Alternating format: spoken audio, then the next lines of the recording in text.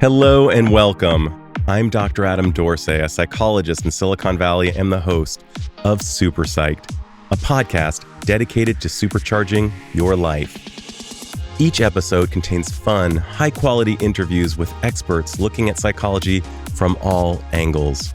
Super Psyched is your tool to get more of what you want in your life and less of what you don't.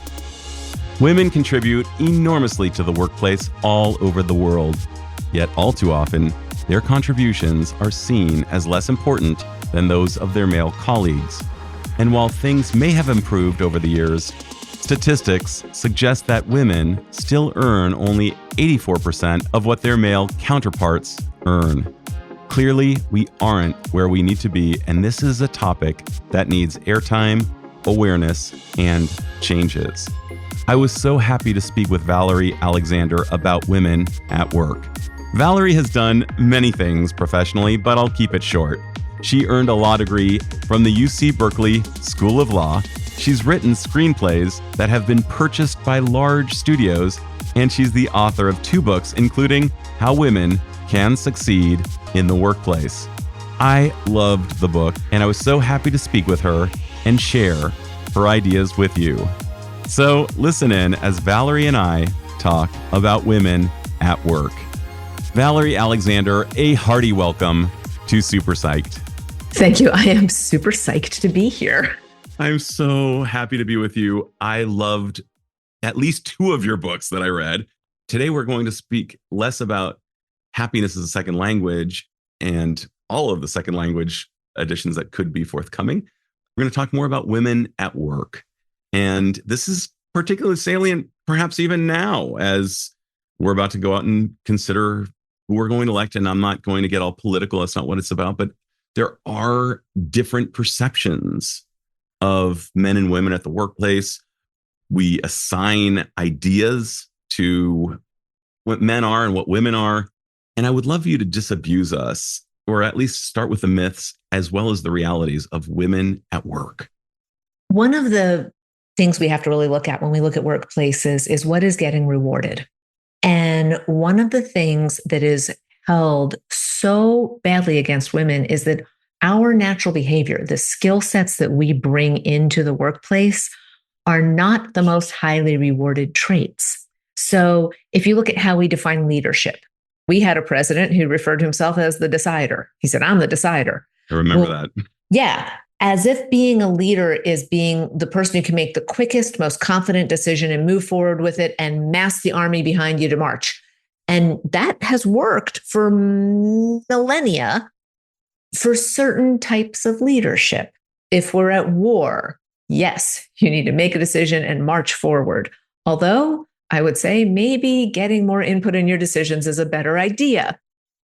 Because of the evolution of the human brain, and I will skip all the wonky brain science that goes into this, the male brain, the prefrontal cortex, the frontal lobe, which evolved into existence after we divided our tasks in the tribe by gender, the male brain makes decisions much more quickly with much more certainty and moves forward with them. The female brain is much more instinctively consensus building. Women seek to build consensus because our prefrontal cortex, which controls our social interaction and our decision making, evolved into existence around a campfire where all the women were together, deciding on all the things required to keep the tribe alive. The male prefrontal cortex evolved into existence in combat, in hunt, during highly stressful, hierarchical life and death situations. So the decision-making adeptness is different between men and women. Men got to design the corporate structure. And when you design something from the ground up, it's going to reward your instincts. So that's why we reward hierarchy and the understanding of hierarchy and adherence to hierarchy in our workplaces. It's why we reward quick, confident decision-making. It's why, especially in politics, look at what happened with COVID. we make fun of the person who gets more information and changes their mind. What greater outcome do you get than if you change your decision because you have more information? Totally. But that is denigrated in our society. So these incredible natural skills that women bring into workplaces, like making more reasoned, slower analytical decisions, building consensus around their ideas, not requiring hierarchy as much as getting the job done, everybody working together alongside each other, regardless of role, to get the job done. Those get us significantly better outcomes, and they are significantly less rewarded. So interesting. One of the things you talk about in the book is sometimes the knee-jerk answer is not the right answer. And one of the strengths of a woman oftentimes is, let me think on that and I'll get back to you. And you said that that is not rewarded. And I agree with that. I have three great thinkers to just bring into that equation. The first of whom would be Danny Kahneman. He recently died. He's a Nobel laureate in psychology. He talks about thinking fast and thinking slow, also known as system 1 and system 2 thinking. System 1 is the fast one where it's like, what's 1 + 1? If we take time to think about that, we've got a problem. If it's an actual system 1 question, you got to think fast. But there are some, like a bat and a ball together cost $1.10.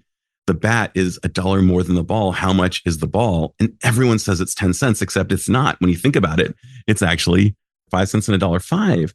And the important thing is knowing when to use system 1 versus system 2 thinking. And it can be disastrous if we address a system 2 problem with a system 1 thought. We can really miss the mark. And then last but not least, I think of Annie Duke, the great poker player who showed up on my podcast and talked about the difference between decision making and resulting. You can make a really good decision and have a bad result. You can make a really bad decision and have a good result. But the important thing is that we consistently make good decisions, and that pays out over the time, including in poker. And I'm listening to you and thinking about these two thinkers and how important it is to have women at the job to provide that ability. And you so brilliantly in the book describe these ways of thinking in the form of 2 different kinds of dogs. I believe it was a golden retriever and the German Shepherd, which I believe you also have at home. But yes. Yeah, and by the way, I believe, is your dog's name Vegas Baby or something like that? My dog's name is Vegas Baby. Oh, so you're a Swingers fan. How funny. Okay. So I got to ask you, how can we come to fully appreciate and properly compensate women for their contributions so they don't have to just act like men? And if they happen to be very masculine women, fine. But I'm just talking about really, really come to value. Where do we start here? So first off, one of the things I'm very clear on is I never, ever tell women behave like men. Ugh. Because you bring so much value as a woman. You bring so much value with the traits you're bringing. When I work with companies and I tell the company, here's why you're losing your female executives, you're losing your top female performers. It's not because they're on the mommy track. Anybody who ever said, I'm leaving because I want to go back to school is leaving because the workplace is toxic. Let's go ahead and make that real. It's that you aren't attaching rewards to outcomes. And if a workplace decides you want to decide how to evaluate somebody, and this is in Daniel Kahneman's book and Dan Ariely, all the behavioral economists. By the way, they are ridiculously sexist and don't realize it. They're very, very biased. Oh, yeah. Another conversation at some point. Yeah. You want to just drop one of the ways that they are? Well, in Daniel Kahneman's book, every time there's a hypothetical person, he kind of tries to balance he and she when it comes to the doctor. He'll occasionally throw in a she for a doctor or a she for a business executive. Every manager is a he, but much worse, every driver is a he. If you read Daniel Kahneman, every time he refers to the driver, hypothetically, he then uses he. And you think, well, that's no big deal, until you remember that women are 17% more likely to die in a car accident than men, because we don't have crash test dummies that are based on the female body. Oh, get and out in fact, here. Are you serious? That's when you have a daughter, right? I have 2 sons. Oh, you have 2 sons. I have a great wife, and I really care about her. Let me drop a fact on you that you'll love. So we took crash test dummies and we shrunk them down to female size. We didn't make them female anatomically correct. We just shrunk them down to female size. And we started testing cars with them in the passenger seat. Lovely. There is not a single car on the road in 2024 that has ever done a crash test with a female-sized dummy, not even anatomically female dummy, in the driver's seat. So if you are a behavioral economist who is trying to eliminate bias, maybe don't refer to all the drivers in your book as he. Oh, get out of here. Because it costs lives. That said, all of the behavioral economists, I think they do phenomenal work. I was very impressed with, especially, I think it's Dan Ariely who does the performance review work, where he says, what we have to do to eliminate the bias in performance reviews is look at the behavior we're trying to get, back out from that behavior to the what we're going to reward, and then see who's exhibiting the behavior we want and reward that. We're very bad at doing this. And partly because it takes an enormous amount of work. It is so much more work to say, okay, for this systems engineer who is a perfect example, CrowdStrike, for, I don't know, timing wise when this is going to be heard, but a company called CrowdStrike pushed an update of their software and it caused a worldwide meltdown. Amazing. I would be very curious to look at the performance reviews of the QA team at CrowdStrike to see what was being rewarded.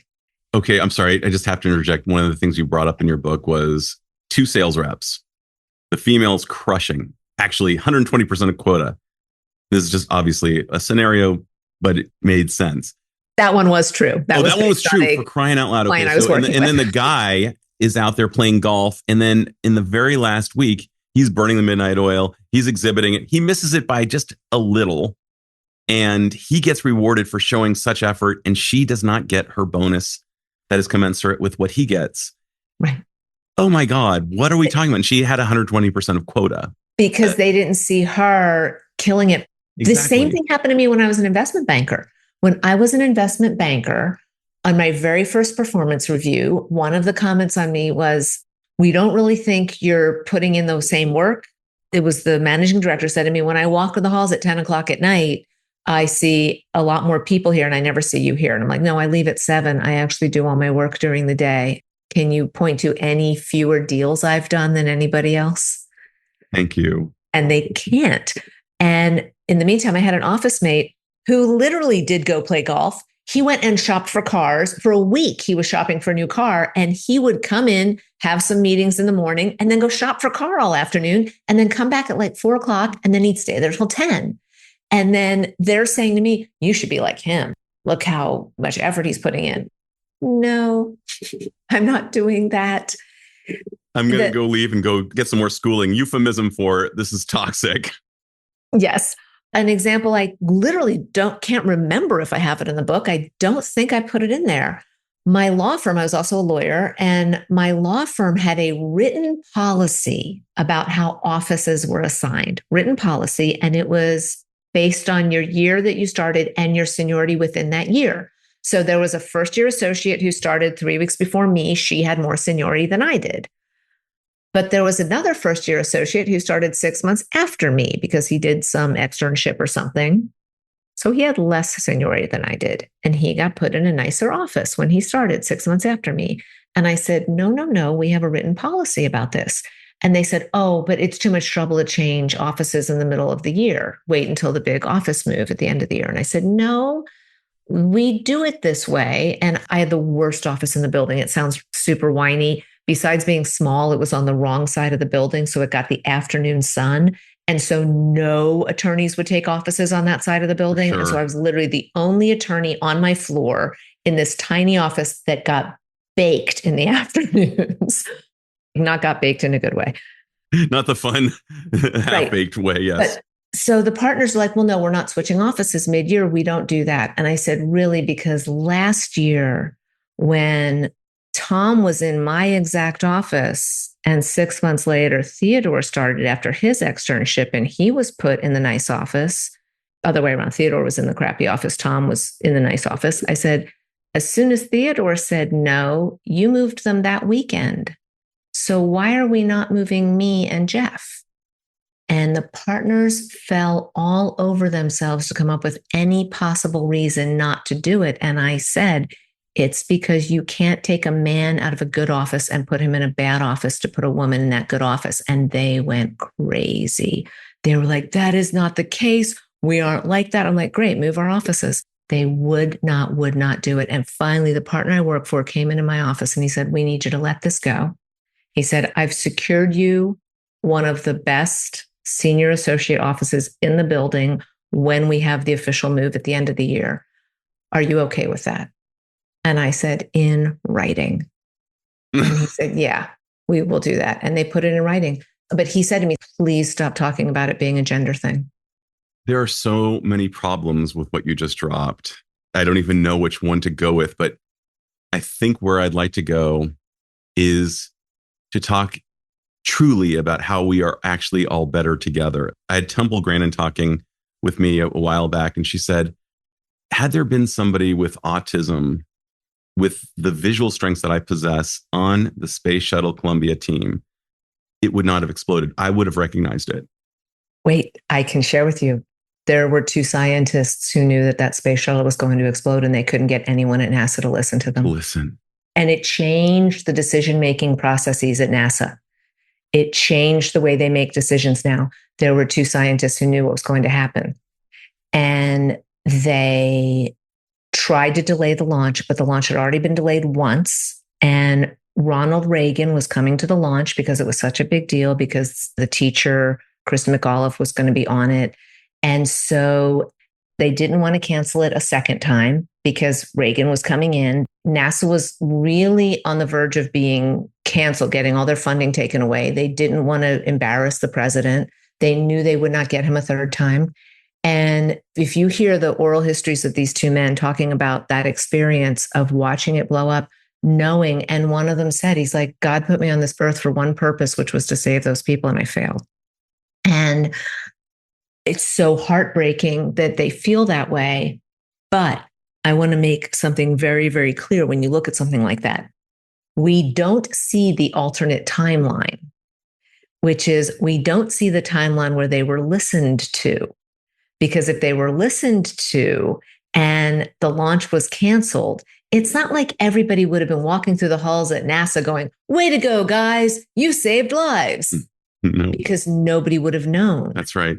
What was avoided. Instead, if their funding got canceled, everybody would be pointing the finger at the 2 of them saying, those are the 2 chicken littles who forced us. Yeah, for no reason. Yeah. Grow a pair of boys. So if we look at the number of times that the person who averted the emergency or the disaster is listened to, this is the thing I say in the book. We reward the firefighter. We don't reward the fire inspector. Oh my God. Right. You give some really actionable tips in your book, including definitely do not sleep with your boss and maybe keep sex out of the workplace if possible, even though humans are very much more likely to hook up due to proximity, because that is the number one factor that kind of predicts whether people hook up. But so the workplace is obviously a breeding ground for breeding. But that aside, you give some great actionable tips, such as if you are the only woman in a cleanup act, don't be part of that. Don't reinforce that. I want to hear your tips. You give some great tips to women. Like if you're working in a building, do this and definitely do not do that. Don't volunteer to do someone else's job for them. Don't let them revert to the corporate housework, taking notes, scheduling the meeting. If it's not your job to schedule the meeting, don't schedule the meeting. And if that means the meeting goes unscheduled, oh, well. And if the meeting goes unscheduled and someone comes and like, why didn't you schedule that? You say, why didn't David schedule it? Let people realize, again, going back to investment banking, there was always a moment in the deal. And I was an investment banker in the 90s. I was always the only woman in the room. And there was always a moment in the deal where someone said, we need someone to take notes. And I just sat there silently, waiting for the next thing to happen. In the 90s, this was not even common sense, let alone common practice. How did you figure that out? I got super lucky. The very first law firm where I practiced at a big law firm in Chicago. I summered there and I stayed there long enough to make sure I got an offer. I got an offer and then I said, no way am I ever coming back here. They were super toxic. But one great thing happened that summer is I was doing some kind of administrative work in my office, and the senior associate I was assigned to came in my office and asked what I was doing, and I described it. And he looked at me and said, our clients don't pay $300 an hour for you to do that. Oh, got it. And he was like, that's your secretary's job. And that was a really eye-opening moment for me. I'm super grateful that I had that moment, because then when it came up in my own law firm where I practiced in San Francisco, even though liberal San Francisco, the female attorneys were expected to do so much more of their own admin, their own typing. I had a partner pull my overnight secretary once, and when I was complaining about it, he looked at me and said, well, I'm sure you know how to type. Oh my God. It's just outrageous and bizarre and true and common. What are your tips? A young woman who graduates with her degree and says, hey, I'm about to enter a fairly male-dominated work environment. What do you recommend? So the biggest thing is that in the workplace, confidence and competence are perceived as the same thing. So if you are highly competent, but you behave with no confidence, people will think you're incompetent. By the way, people who are highly confident, they go forever without anybody discovering whether that's true or not. But, and as soon as they leave, they wonder, why is everything going sideways? But yeah, keep going. Yes. So I tell women, if you're 85% sure you're right, you're right. Give the answer. If someone has asked you a question and you do a quick brain check and you know the answer, give that answer. Then run back to your office and check whether or not you were right. And if you were right, great. No further discussion needed. If you are wrong, you do not say, oh my God, I'm so stupid. I should have never told you that. For sure. No. You then call that person and say, oh, hey, I was thinking a little further about your issue and I looked into it. I think this is a better option. I think this is a better answer, because now you are the person who solved their problem. Right. Please don't apologize for making a mistake that is a normal human mistake in the workplace. If you come up with a solution for something or an idea and they go with it and it turns out to be wrong, oh, well, become a cat at that point. Just walk away. I don't know what happened. I don't know where that idea came from. Do not run around the office announcing to everybody, oh, it was my idea and it didn't work out. Oh no, what are we going to do? I'm so sorry. Come up with a solution and go forward with that. What I also love about this, though, Valerie, is that you're saying show up confidently and take accountability, but not to the point of shooting yourself in the foot. Say, hey, I looked into this further. I thought about it a little bit more, perhaps even suggesting I really was willing to go into system 2 thinking for the sake of this project, and I want the right answer. This is the better move. There's so much integrity there. Keeps us from getting the wheels to fall off the bus. Be outcome oriented, be solution oriented, do own your ideas. If you're in a room and you come up with an idea and then 2 minutes later, somebody with different genitals says the same idea, be unafraid to say, oh, thanks, Bob, so much for bringing it back to my point. I'm glad we're going to discuss this now. Own what you contribute. And then if that idea turns out to be wrong, adjust, say, okay, here's a better solution. Here's something else we can do instead. It's one thing to be conceptual, but you have real life experience, more hours than you might wish. What else works and what else doesn't work? Don't give up your place in the hierarchy just to get something done, but don't forget your place in the hierarchy when it comes to forming connections or being seen as a good leader. And what that means is if a boss gives an assignment to an employee and says, I need you to go look at A and B and tell me which is better. And the employee goes off and researches A and B and comes back and says, okay, I looked at A, I looked at B, A is much better. We have to go with A. And the boss looks at you and says, okay, well, we're going with B. If that employee is a woman, she's going to say, well, no, I don't think you heard me. A is better. The boss will say, I got it. We're choosing B. The woman's going to say, well, here's all the supporting research for A. Here's all the supporting research for B. I really looked into this. I did all the study. I came out with it. And the boss goes, I get it, but we're going with B. And she's going to say, but you're wrong. And now she's not going to be seen as helpful. She's going to be seen as difficult, even though she's right. And by the way, if a man says, I looked at A and B, A is better, and the boss says, we're going with B, the man's going to say, well, you the boss. And so that is your actual recommendation? So here's my recommendation. If there's going to be accountability, maybe follow up with an email saying, I just want to thank you so much for giving me the opportunity to look at this. Here are my results. Here's my findings. I think A is better. I talk about this a lot. If it's not going to be held against you personally that B was chosen and not A, you need to be willing now and then to say, you the boss, and walk away. Because there might be all kinds of reasons the company is choosing B that you don't know anything about. I see. CEO of B might be on your board of directors. Your boss might hate having to go with B as much as you do. Your boss might have been looking for a justification, someone to come back and say B was better and is extremely disappointed that B is not better, but has no choice. There are so many things. When you are higher up on a ladder, you have a different view. You have a broader view. And women get in a lot of trouble. We get labeled as difficult. We get labeled as not team players because we don't acknowledge in the hierarchy when it's not our decision to make.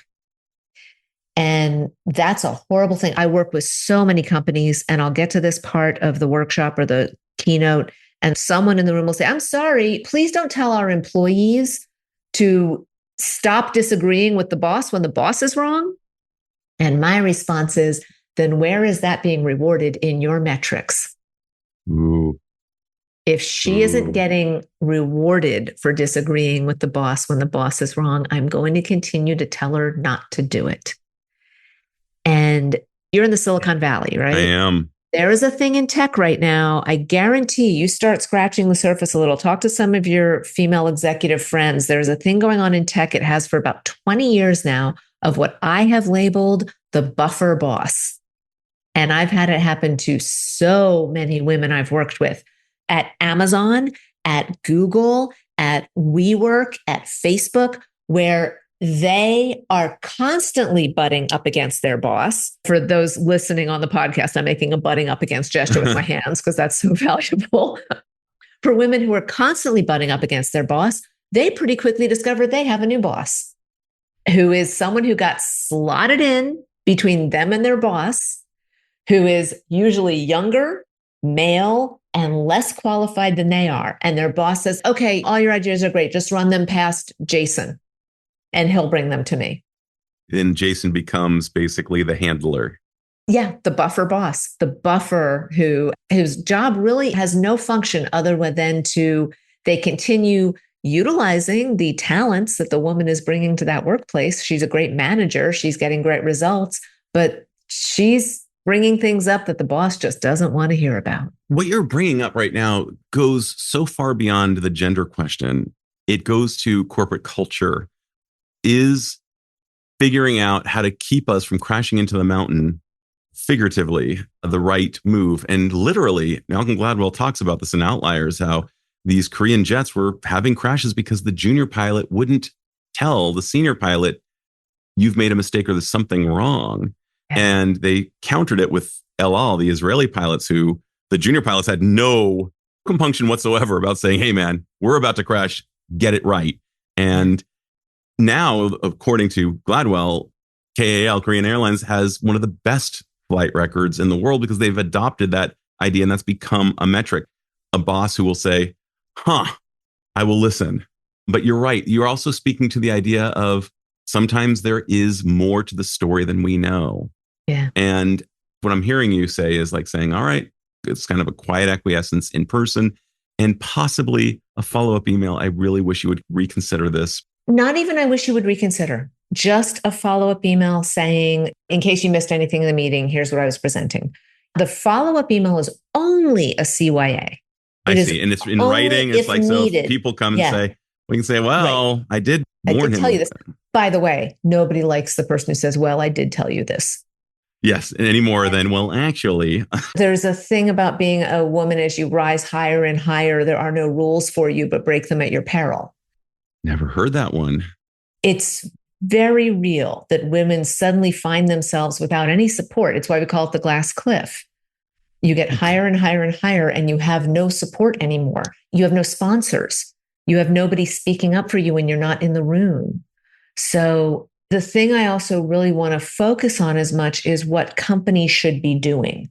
They should be having mentorship programs, but please mentor the women on the skills you're going to reward.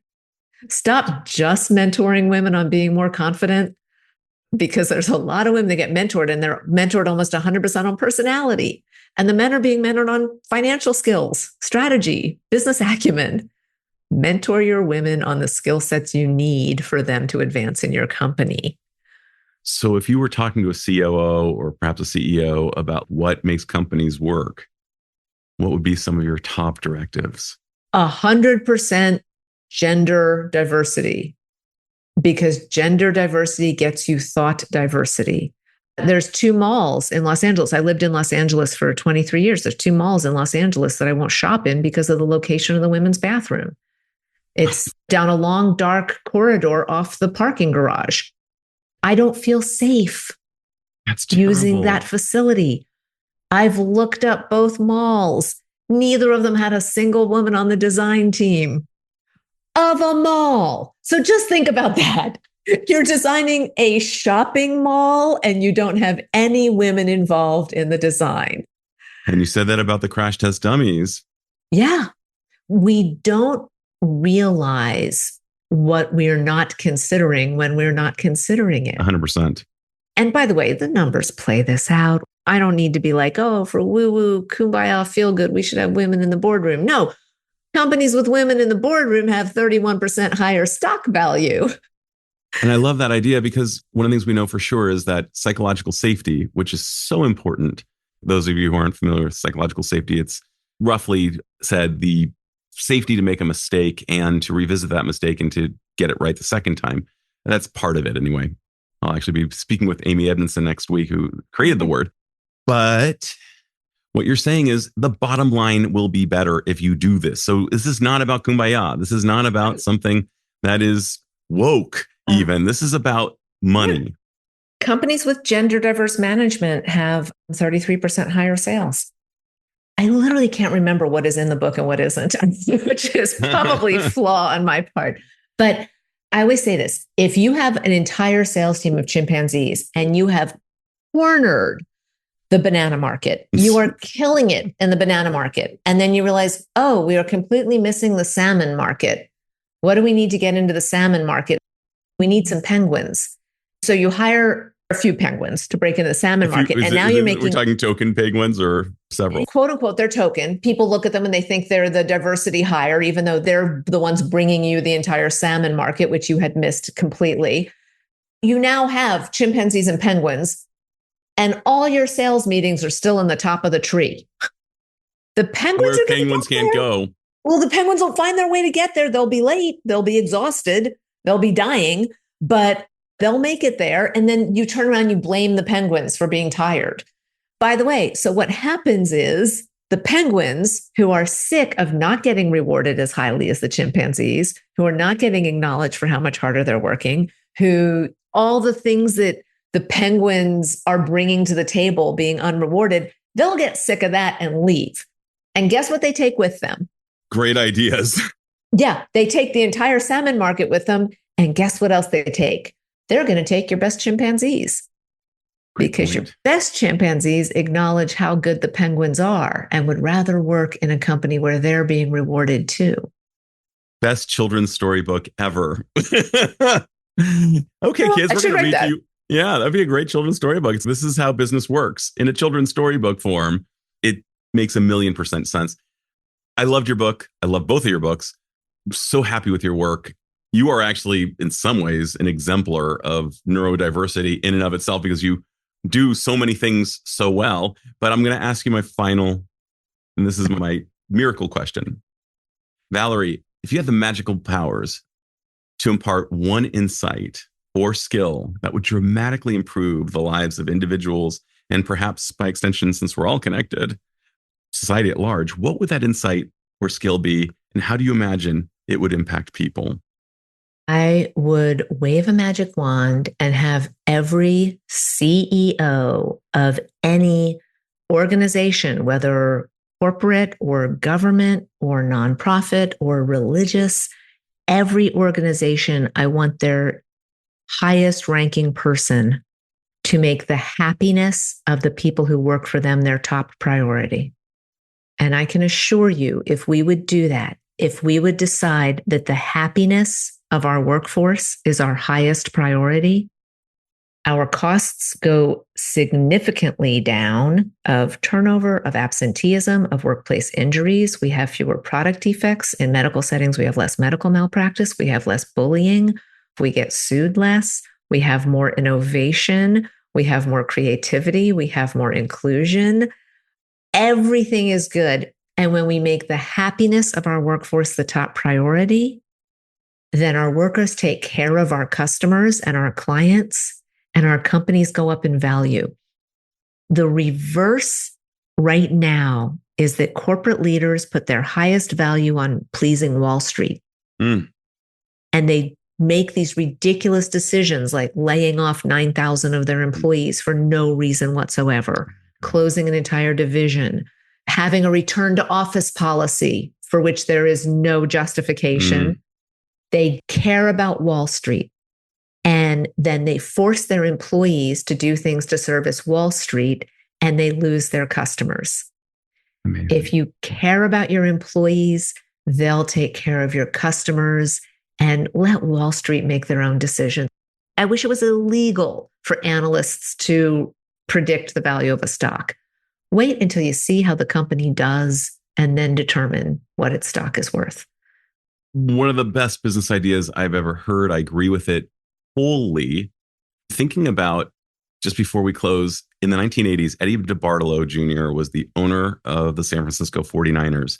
He was one of the first to treat his players like top tier employees. They get their own hotel room, they fly comfortably, et cetera, et cetera, et cetera. He treated them well, and they won the Super Bowl, and they won 3 more of them. I'm just saying it makes sense. I see this with Steve Kerr on the Golden State Warriors. Same thing. When I interviewed him, he said his 4 values included joy, compassion, mindfulness, and competition. So I love what you're saying. And I'm so happy that you're out there putting out your voice. I love your TED Talk. Love all of your work. Can't wait to know even more. Thank you so much for sharing your hard-earned wisdom on my show. Thank you for having me. I also love that your nickname is Enthusiasm. I love it because you are so enthusiastic about things. And you're so supportive of so many other people who are really working together to make the world better for everybody. The high tide does raise all ships. Yes, it does. I am very happy that we're all in this weather creating mode together. Amen, sister. This is Dr. Adam Dorsey thanking you for listening to Super Psyched. If you know anyone who might like it or who might benefit from listening, share it. And if you like the episode, please hit subscribe.